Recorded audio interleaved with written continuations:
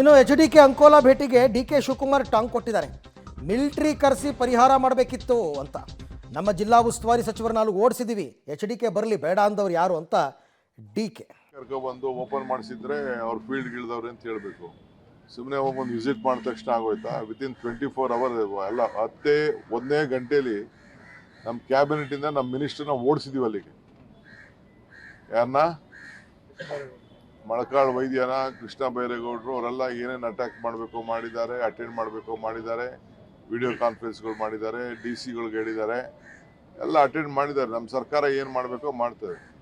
ಅವ್ರೇನಾದ್ರು ಇದನ್ನ ಮಿಲಿಟ್ರಿನ ಡೆಪ್ಲಾಯ್ ಮಾಡಿಸಿ ಮಿಲಿಟ್ರಿ ಅವ್ರ ಕೆಲಸ ಮಾಡಿಸಿದ್ರೆ ಹೇಳ್ಬೋದಾಯಿತು, ಕೇಂದ್ರ ಸರ್ಕಾರ ಭಾಳ ನಮಗೆ ಮುತುವರ್ಜಿ ವಹಿಸಿದೆ ಅಂತೇಳಿ. ಸೊ ನಮ್ಗೇನು ಅದರಿಂದ ಏನು ಕಾಣೆ. ವಿಸಿಟ್ ಮಾಡ್ತಾರೆ, ಏನಾದ್ರು ಮಾಡ್ಕೊಳ್ಳಿ, ನಮ್ಗೆ ಯಾಕೆ ಅದಕ್ಕೆ ತಲೆ ಯಾಕೆ ಕೆಡ್ಸ್ಕೊಬೇಕು ನಾವು?